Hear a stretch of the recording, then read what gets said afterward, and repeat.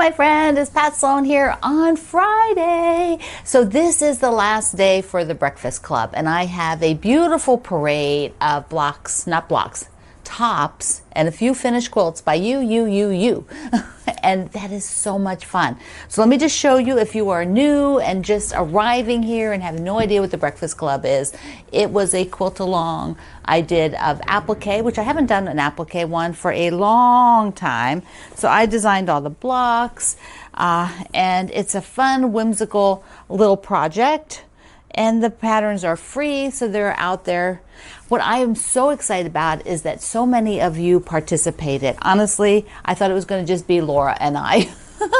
No, we had two ambassadors that did all of them as well right now, Melissa and Suzanne. And Kendall did a bunch of them, but then ran out of his background fabric. So he's waiting to finish his up, which he will. He is an excellent finisher. So first, let's take a look at the parade. It's marvelous. Let's go. Amy did a fabulous job, and it is finished. Yay! I like that toast. Whatever fabric on top of the toast looks like raspberry. So good. Bethany's, I was so excited to see yours. That blue background has been enticing me the whole time. I wondered how you were going to handle it. Brenda did a fun take. She put a big old center in there. It's got all kinds of fruits and things on it, like a fruit platter. And she's got lots of little applique things all the way around. Cynthia, number 1, as another gorgeous background. And it's done. I see binding on there. Way to go. Cheers for you. Cynthia, number 2. This we've been watching that Rick Rack sashing all along. Awesome. So fun to see it done. Deborah did a fun take. She has this panel. I don't know if it was a panel. Didn't make a note if it was a panel or a dish towel with a saying on it. Just super, super cute idea. Doris, look at her background. Look at that fabric. And then she put everything on a plate. All of that turned out so cute. And there's a little saying, a Swiss Miss package next to the coffee. Oh my goodness. Elaine's is so happy. She has got milk cartons for the sashing. Oh my goodness. Oh my goodness. Awesome. Heather's, we've been watching all along. Look how darling that all came together. So fun. Thank you so much for sharing your creativity. Isabel, beautiful, beautiful, beautiful. She has a splotch of jelly in the middle of her toast. That cracks me up. Just one little splotch. That sounds like something my husband would do. That's all I need. Just a little bit. Jamie's is done as well, and she has gnomes in her border and bees in the sashing, blue plates under everything. Oh my goodness, so good. Jill's, beautiful, beautiful, beautiful. I love it. That mug in the middle with that palm tree, looks like palm trees, irises. It's irises. I have palm trees on the brain. Irises is so gorgeous. Julianne is green. Look at the green polka dots. Oh my goodness, I love it. I love that you shared doing a different background. Okay, we have Karen, number 1, and she's got a gingham plaid. I think gingham's for the win. Oh, I love how you did another gingham outer border. That is awesome. Looks so good. These are all so cute. I'm so excited. Karen, number 2. Now, we've watched some of these as they've come along. I think that's a carrot muffin. Oh my goodness. Oh my goodness. How funny is that? The carrot with the eyeballs. So darling. Laura, our ambassador. We have been watching Laura. She did the donuts, 2 donut sizes, because she's always sharing her donut pictures and sending us all virtual donuts. So darling. Everything turned out super cute. Laura, this is a different Laura. She has the newsprint for the background, and her faces are just so sweet. All kinds of little sweet little faces. Beautiful. Marcia, look at how fun these are. She has loads of fun fabrics. Got donut fabrics, and she's got blue plates under some and little trays. Oh, everything is so cute. This is Mary's. I like the floral sashing. Look at that. It's so good. This is our ambassador, Melissa. It's before she has the last block on there, so I grabbed a picture before that happened. But look at how it looks together. I just adore it. Nancy has blue, everything blue. So she's auditioning a border or binding down there on the bottom, but the gingham is just awesome. All that just is so great. And she has 2 types of juice. Sandra is on aqua or teal. This is probably teal, but she's one of the couple of people who extended her sashing through to the border. I didn't, but you could have, you could change. I thought about it. Thought maybe I should have done that. It looks super good. Sonia, I love the gingham and that red floral for the coffee mug. She's got 2 coffee mugs. She's got Friends for Breakfast and on the cereal bowl. And then she wrote the Breakfast Club in the middle. So darn cute. Sue had a little space in her sewing area, and she did the blocks vertical, just with a simple sashing. It's so good. Don't ignore those little spots. You can make something for them. Our ambassador, Suzanne. Beautiful, beautiful, beautiful. I love that plaid that she has for the sashing. That is so good. And the gorgeous cereal bowl. We have Teresa's black and white plaid, like a black and white gingham, just for the win. Always for the win. It is. She moved her different blocks around too, for those of you thinking to do that. Terry here with hers. Now she extended her fabric color out into the border as well from the sashing. Do you see that? So it gives a slightly different look. I think she did waffles too. Those are great. I love them. Okay, just 2 more. Vicky's. Oh, this is so sweet. She has a bite out of the donut. Amazing. I love it. And we wrap up with Vivian, who has the super cute eggs and donuts and bacon fabric for the sashing. Love it. Love that pink drink. Oh, thank you, everybody. They are amazing. Thank you, thank you, thank you. I cannot say thank you enough for taking the time to take a picture of your quilt top and share it in our community. There are even more of them over there. So go over to Quilt Along with Pat Sloan at Facebook and you can see even more pictures. Just go to the media tab and you can scroll and you'll spot them. You'll see them. And just thank you. It was so much fun. I also have on the fried egg socks that one of our friends sent me. I have the other breakfast socks. I have to wear them another day. Aren't they cute? So cute. Maybe we'll do it again sometime. Maybe next year, maybe later this year, something like that. I've got, you can see I did not get the top, anything done with the top. And I do have the backing. This is a fabric, the fried eggs with the little faces that was sent to me as a gift.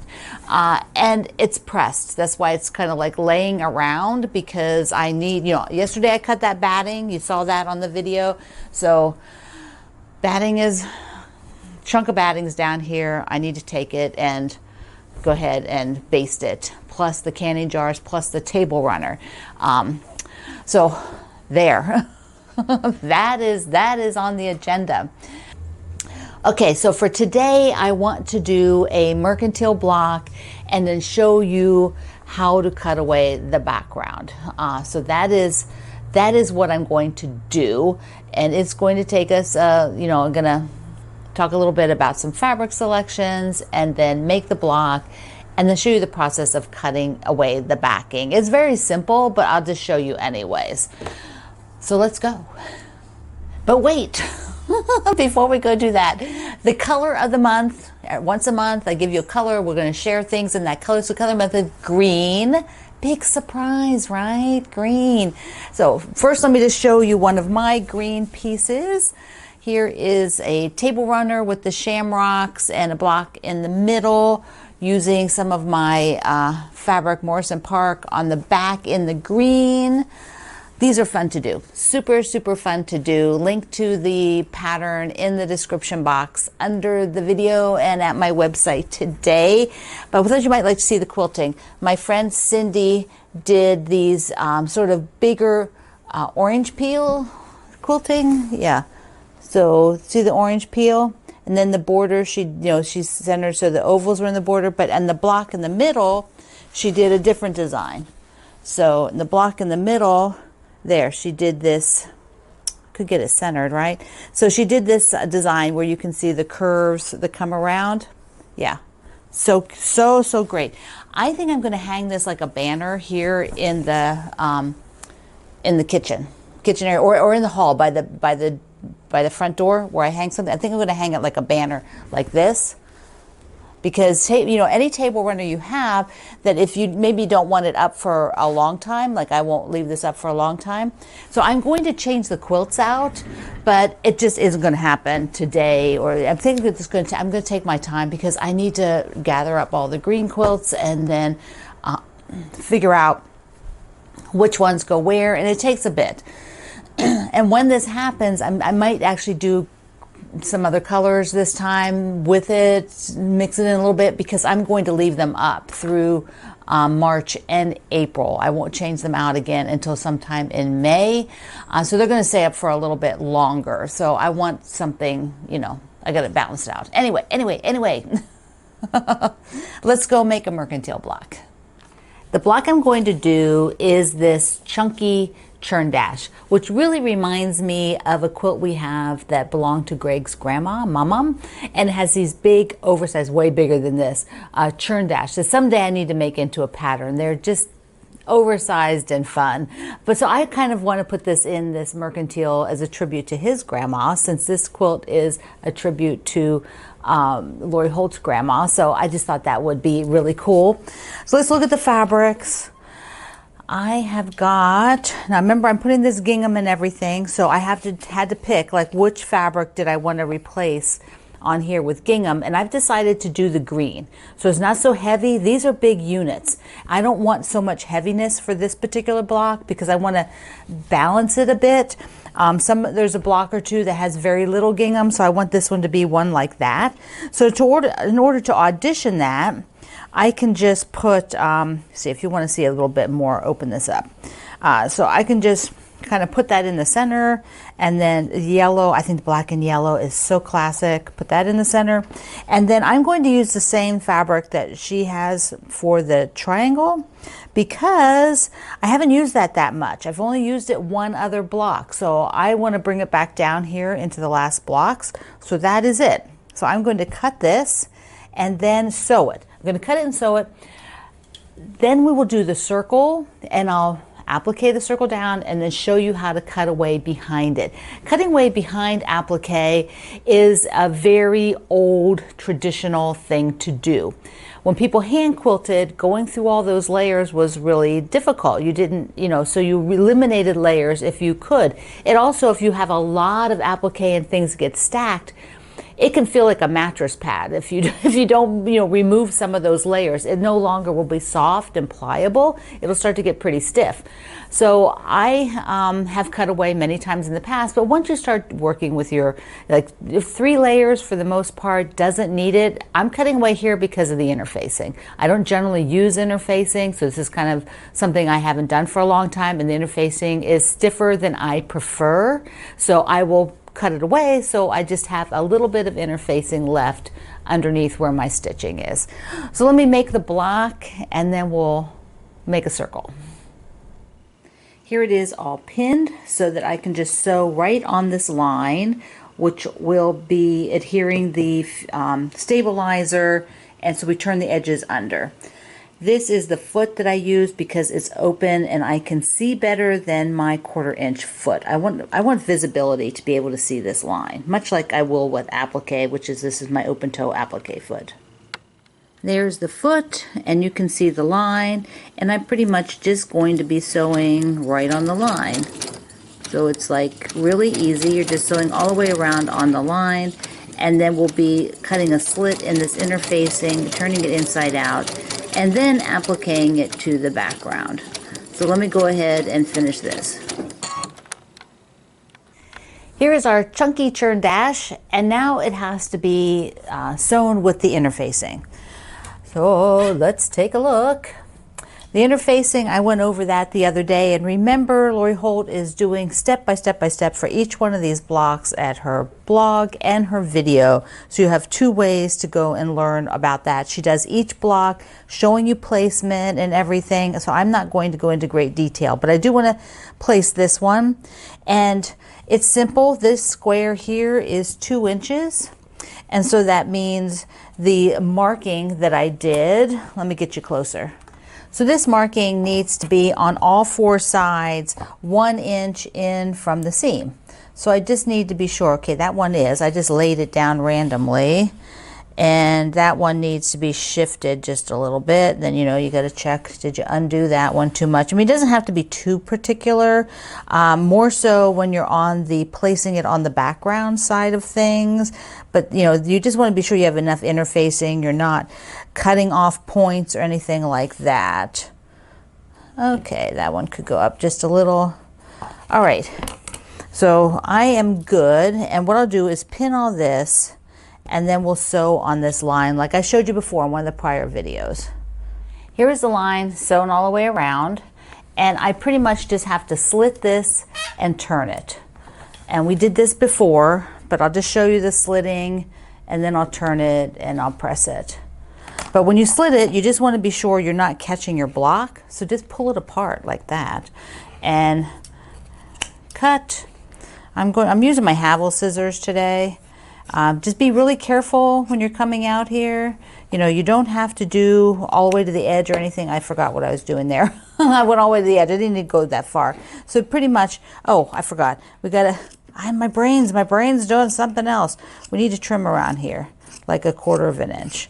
So when you get this trimmed, all right, it's trimmed. I've got a slit, and I'm turning it. So you're turning it just like you do a pillow. If you're doing some sort of pillow with an opening, and then taking some sort of turner. I love my friend Beverly's flamingo turner. And so you just come along and you're going to turn. Be sure that you've pushed out all of these edges, because you need it to be smooth. Your circle's only as good as what you drew and what you sewed. So push it out and then press it. I'm gonna go press it, leave the clappers on it, and then we'll talk about putting it on the backing here. And this is how it looks. Now, I did this whole process on a previous video for Mercantile, plus Lori is doing these on her videos, so you can go watch that. Here's the backing. I want this interfacing on here to put it onto the background, because I need the stabilization. I don't want to cut away, I don't want to cut this away prior, because then you could get the edge buckled or some kind of issue that you don't really want. And it's just as easy to cut it away afterwards. And so I leave it. I do want to show you deciding on the background fabrics for these last 3 blocks. Let's look at that. At this point, I want to balance the background fabrics, because I just, I had things cut, but I'm switching them around, just looking at the layout so that I don't have like the same blue touching or like a whole bunch of them lined up in the exact same spot. I want them to be, more random. So I have got them laid out. This is going to be the block on the left. So I shuffled things around, but I actually had this blue, which was, there was just too many of them. So I did cut one more. I had this green that I hadn't used that much, so I went ahead and did that one. And then this will be the middle block, and then I'll lay out these. And I can actually change if I want. Now I'm going to sew them all together. I'm going to get them done. Get them all all 3 of them. The background's done. Now I have to put it on the background. Here is the background, and I marked the top because I'm very specific where these fabrics are now for those last 3 blocks. So I want to know where the top is, and I need to pin this down. Now it is not on point. This would be on point if I was going to do the block on point. This is straight on. And once again, Lori was so brilliant doing all, it's a 4 patch, so you get to line it up. And she has on each of the blocks places that you look for. This one's super simple. That's why I did it for this demo, because we're just at the 1 inch. So I want the 1 inch to be on the 1 inch seam. Let me pull you in. Okay, here's up close. Here is this 2 inch block. Here is the seam. I want 1 inch in. So I take my ruler at the 1 inch, and it should line up here, and it should be on the seam, right? So this 1 inch should be on the seam, and then the halfway, the edge of the ruler should be at the 1 inch, should be at the seam for the background. And so once I have that, I will just sort of shift everything so that all of them hit that spot. Whoops. Every one of these marks has to hit that spot. And so I will kind of check them and see. So like I can already tell right away, this one is too low, so it has to come up. It has to come up some. And I don't want to, you know, you're going to have to go back and forth and check a little bit, but don't get too crazy. Don't get too crazy, okay? Have fun. Don't get insane about it. All right, that's pretty good. So I will pin like this, like I did before. And I know some of you have asked me, you know, why do I pin like this? That's because I don't have to pull the pins out as I'm going. So they're just, they're away from the seam allowance. I mean, you know, where I'm stitching out here. So I don't have to do anything. I just stitch around. I don't have to pull any pins out, and I just pull them all out at the end. All right, let me just finish this up and we'll meet, and I'm going to blanket stitch it. So I'm just going to blanket stitch it so we can get to the next step. Here is a block that is cut away, and here is the one that we just did. So right, here's the one we just did. So it has the backing fabric full, see all 4 squares, and then that full interfacing behind it. Whereas on here, remember this is all sewn together. There you can see the backing fabric, which has been cut, and the interfacing, which has also been trimmed away. So how do we do that? Same as when you were cutting to turn the thing inside out. It's the absolutely 100% exactly the same process. Pull up your backing so that you don't cut anything else, and then you can start in the middle like this if you feel like that's easier, or if you are more experienced, a lot of people would just cut towards the edge. So I'm going to show you this one because it's a little safer for the first time to be in the middle than trying to pull this up enough towards the edge to be cutting. And so you see I've just cut a slit. Okay, and then what I want to do is I'm going to bring you in here. See, I was able to sew this without removing any pins, and now all I have to do is come along like this, and if the pins thing isn't sitting on it, just pull the pins out. And it saves so much time. So much time. You don't have to do it while you're working. Okay, so no pins. Now what we're going to do is cut away. And let me get the other quilt so you can see the final before I start cutting. I am going to cut as close to the edge of the stitches. Don't cut the stitches, just sort of slowly pull. Like I just sort of lift this fabric up, and so I can just run the scissors around. And now you can see, here's this interfacing, right? So that is also going to have to come out because that's primarily what I'm trying to take out. If we only had this, I would leave it because with long arming, it doesn't matter. If you're hand quilting, you're going to want to take it out. It's just too much bulk. But also, you know, you get to use this fabric instead of leaving it in the quilt. So if you are a quilter that loves scraps and other things, I am going to see if I can use these circles that I'm cutting away right now, this for the border. I'm going to take a look at all those because I'll have 12 of them, and that might be enough plus some other to do an interesting border. Okay, so I have come all the way around. So here I am. So this is, let me pull it out. So here is the background circle, you know, so I cut that away. So that'll go over to the side. Now I have this piece that I, you know, cut into so that I could flip it, so I could turn it inside out. I'm just going to go exactly the same way. I'm going to go down here to the edge, and I am just going to cut away the interfacing now, exactly the same way. Now, I now have the block, the block itself. So be very careful. Be on your A game. Do not be talking to somebody. Do not be listening to anything. Do not be watching a television show or a series. Just focus on this. I keep my finger under here. See, I've got my hand under here. See that? So that I'm actually running the scissor on top, sort of the bottom part of my scissor is like this. So I'm cutting it like this so that the interfacing is between my hand and the scissor, but the patchwork block is underneath my hand. And you'll be fine. You'll be fine. Just be 100% on your A game. Be awake. Do not be tired. Do not be playing with the cat. Just do this. All right, so as I go around, I've done this about 800 million times, so I forget to keep my hand under there all the time for you because I'm used to doing it without that, but it is something that will really help you. Okay, down to the end.